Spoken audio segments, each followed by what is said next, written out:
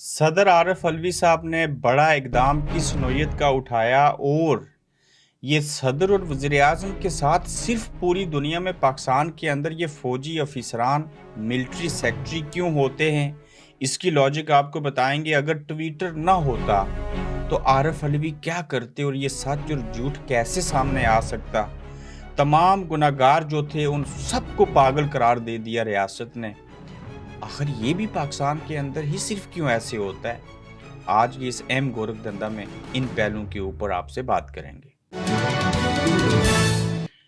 अस्सलाम वालेकुम, आप देख रहे हैं गोरख धंधा। अबरार कुरैशी आपसे महातब हूँ। बिल आखिर जब सदर पाकिस्तान ने इस बात का इंकशाफ किया था कि मैंने दस्तखत नहीं की और कुछ मुलाजमों ने वजारत कानून के साथ और जो चाहते थे कि ऑफिशियल सीक्रेट एक्ट को मंजूर किया जाए, उनकी मिली भगत से ये झूठे दस्तखत मेरे किए और वहीं पे सदर पाकिस्तान ने, जहाँ पे उनके पास ये हक है और वो सुप्रीम कोर्ट में जा सकते हैं, वहीं पर ये भी उन्होंने पहला इकदाम उठाया है और ये बड़ा अच्छा अमल उन्होंने किया, जिसमें सदर ममलिकत का पहला एक्शन ये हुआ कि ऐवान सदर की वज़ीर आज़म के प्रिंसिपल सेक्रेटरी जो थे उनके नाम उन्होंने ख़त लिखा है और ख़त के अंदर ये कहा गया है कि वकार अहमद जो है उसको सदर ममलिकत के सेक्रेटरी की खिदमात की मज़ीद बिल्कुल ज़रूरत नहीं है। ये वही शख्स होगा जो वहाँ से लगाया गया था और जिसने सदर के दस्तखत किए होंगे और बाकी मामलात किए।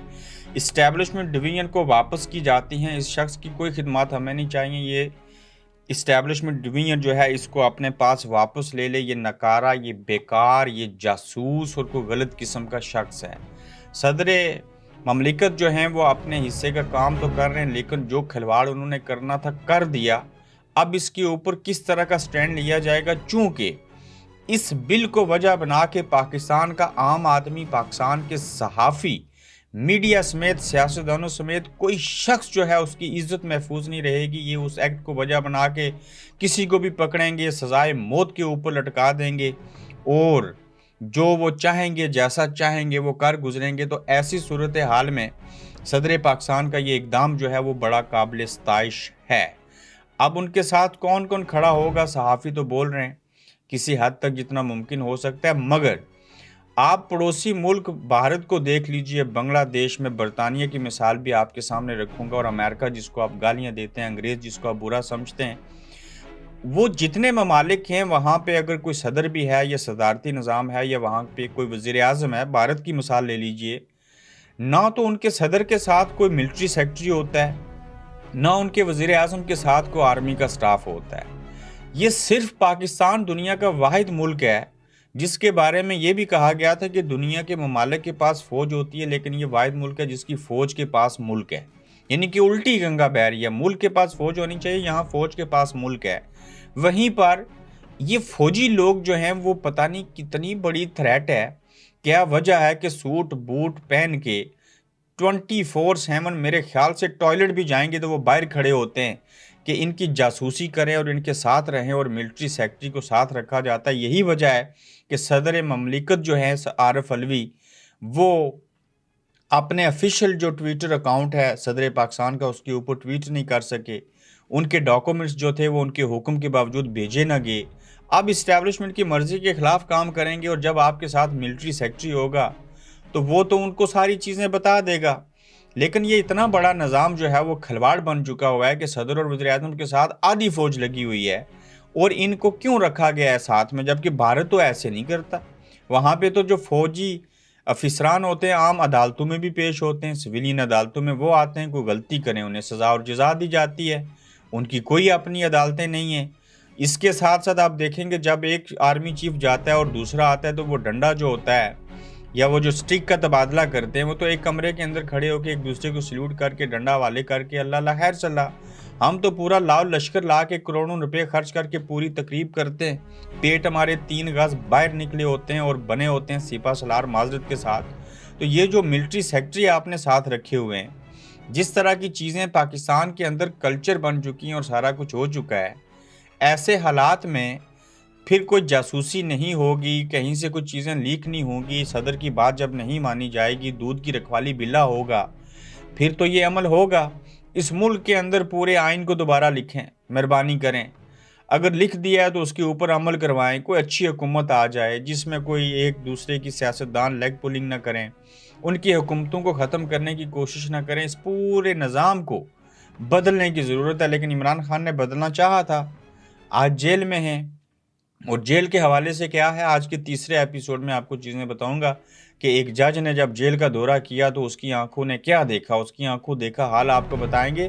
یہ معذرت کے ساتھ کہ لوگ جیلوں کے اندر بھی باز نہیں آتے، ایک بندے کو جیل میں لے گئے، وہاں پہ بھی اس کے ساتھ کیا کر رہے ہیں یہ آپ سنیں گے تو آپ حیران ہوں گے کہ ہم کس ملک میں رہتے ہیں، کیسا دیش ہے ہمارا، اس دیش کے کیا حالات ہیں، یہاں کا کیسا قانون ہے۔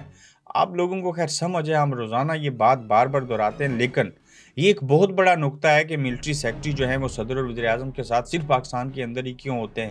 آپ چین دیکھ لیجئے، رشیا دیکھ لیجئے، آپ امریکہ کی بات کر لیجئے، برطانیہ جیسے ملک کے اندر سیلاب آ جائے، اللہ نہ کرے کوئی زلزلہ آ جائے، سیلاب تو آتا رہا، یہ فوجی جب وردی پہن کے یہاں سڑکوں پہ آئے تھے تو اپوزیشن لیڈر جیمی کوربن نے اس وقت یہ کہا تھا کہ واپس جاؤ، آپ کی کوئی مدد نہیں چاہیے، اور خبردار جو وردی پہن کے آرمی والے جو ہیں، برٹش آرمی والے سڑکوں پہ آئے، یہ جمہوری روایات کے خلاف ہے۔ ہاں اگر مدد کرنی ہے تو وردی اتار کے آؤ اور کوئی اور کپڑے پہن کے آؤ۔ اس حد تک ہمارے ہاں تو جناب آرمی چیف جو ہوتا ہے وہ وزیر اعظم کو ڈکٹیٹ کر رہا ہوتا ہے، ملٹری سیکرٹری 24/7 صدر وزیر اعظم کے ساتھ ہوتا ہے۔ کوئی وزیر اعظم نے اور صدر نے جیب میں کوئی ایٹمی بم رکھے ہوئے ہیں جو کوئی چوری کر کے لے جائے گا اور کیا چیزیں ہیں۔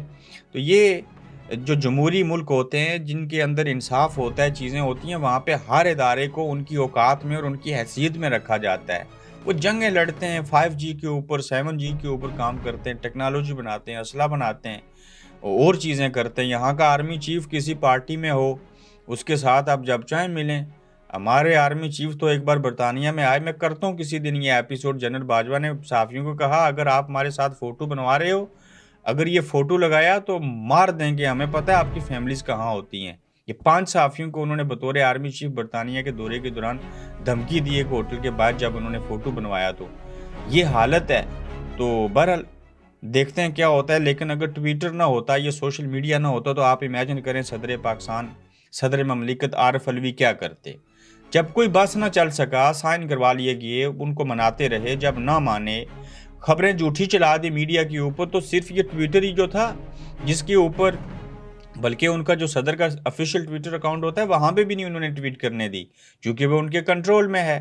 پھر کیا کیا گیا کہ صدر مملکت نے اپنے افیشل ٹویٹر اکاؤنٹ سے اللہ سے معافی مانگی، اللہ کو گواہ بنایا اور بتایا کہ میں نے سائن نہیں کیے۔ پوری دنیا کا میڈیا اس کو چلا رہا ہے، مذاق چیزیں بن کے رہ گئی ہیں، صدر کی حیثیت کوئی نہیں چھوڑی۔ تو ایک طرح سے فوج کے سربراہ کے ساتھ آپ نے یہ سارا کچھ کر رہے ہیں، یعنی کہ کہتے ہیں نا سپریم کمانڈر ہوتا ہے یا سپریم کمانڈ ہوتا ہے، کوئی اس طرح کا لفظ استعمال کیا جاتا ہے۔ تو شکر کریں ٹویٹر تھا، فیس بک ہے، یوٹیوب ہے، ٹک ٹاک ہے، تو یہ چیزیں نہ ہوتی تو صدر صاحب تو کہیں کچھ بھی کہتے رہتے، عام پبلک کو کیسے پتہ چلنا تھا۔ تو ثابت کیا ہوا کہ ماضی کے اندر بنگلہ دیش کا بننا ہو، بھٹو صاحب کو مارنا ہو، ضیاء الحق صاحب دنیا سے چلے جائیں، تو یہ ساری حرکتیں جب اس دور میں ہوتی تھی جب ایک PTV بھی نہیں ہوتا تھا، تو تب کیا حالت کرتے ہوئے ہوں گے یہ لوگ۔ تو یہ ٹویٹر کا شکریہ ادا کریں، اس گورے کا، اس غیر مسلم کا شکریہ ادا کریں جس نے آپ کو یہ پلیٹ فارم بنا کے دیے ہیں۔ اگر یہ نہ ہوتے تو آپ کے صدر صاحب آج سچ نہ بیان کر سکتے، تو یہ ٹویٹر نہ ہوتا تو سچ کبھی سامنے نہ آتا۔ تمام گناہ گار جو تھے پاگل قرار دے دیے گئے۔ یہ پاکستان دنیا کی واحد ریاست ہے جس کے اندر جو کوئی حملہ کرتا ہے، بےہودگی کرتا ہے، اس کو آپ پاگل قرار دے دیتے ہیں، یہ تو ٹھیک نہیں ہے۔ مثال کے طور کے اوپر جس جج کی بیوی نے ملازمہ کو مارا تھا وہ پاگل قرار دے دی گئی۔ IG پنجاب کو گالیاں دینے والا وہ جو پولیس افیسر تھا، اللہ اس کو صحت دے، وہ بھی پاگل قرار دے دیا گیا۔ عمران خان کے اوپر جس شخص نے گولیاں چلائی تھی وہ بھی پاگل قرار دے دیا گیا۔ پولیس والے کو ناکے پر گالیاں دینے والی کرنل کی بیوی ذہنی مریض بن گئی، اور ہم 24 کروڑ عوام جو ہیں وہ غدار ہیں، تو باقی بچہ کون پیچھے ٹھیک، آپ ان کو بہتر جانتے ہیں۔ تو اس ملک کے اندر کوئی حد نہیں چھوڑی انہوں نے جس کے اوپر آ کے جھوٹ نہ بولیں، یہ بکواسات نہ کریں، قوم کو پاگل نہ بنائیں، لیکن ان کے دماغوں میں یہ جو قوم ہے کوئی بھوسا بھرا ہوا ہے، یہ کوئی بیوقوف ہے، اس دور کے اندر تو شعور کے لیے کسی یونیورسٹی میں، کالج، اسکول میں جانے کی کوئی ضرورت نہیں ہے، بھلے دینی تعلیم بھی آپ کے پاس نہ ہو، یہ سوشل میڈیا آپ کو بتا دیتا ہے کون اچھا ہے کون برا ہے۔ الگ بات ہے کہ لوگ جو ہیں ان کے اندر وہ جذبات نہیں ہیں، محسوس کرنے والی حس اتنا کام نہیں کرتی، کام کر بھی لے تو اس کے بعد یہ ایک دوسرے کی طرف دیکھ رہے ہوتے ہیں، بے حس قوم، فلاں ایسا کرے گا تو میں بھی کر لوں گا۔ اس دیکھا دیکھی میں ان کی پوری قیادت مر گئی، کوئی جیلوں میں چلا گیا، وہاں پہ ایسی جیل کی جس میں ٹوائلٹ کی ڈیفینیشن میں نہیں آتی۔ تو یہ پوری قوم ہی پاگل خانہ بن چکی ہے، پورا ملک پاگل خانہ بنا دیا گیا ہے، ہر چیز کا ان کے پاس جواز موجود ہے۔ اور یہ صدر والا معاملہ جو ہے اس کے بعد اور کیا ہوگا؟ ہم 200 ایف آئی آروں کو روتے تھے، یہاں صدر جو ہے اس کی یہ حالت ہے۔ تو یہ آج کا گورکھ دھندا تھا، مزید خبروں کے ساتھ آگے پھر آپ سے ملاقات ہوگی، اپنا خیال رکھیے گا، اللہ حافظ۔ آپ دیکھ رہے ہیں گورکھ دھندا ابرار قریشی کے ساتھ۔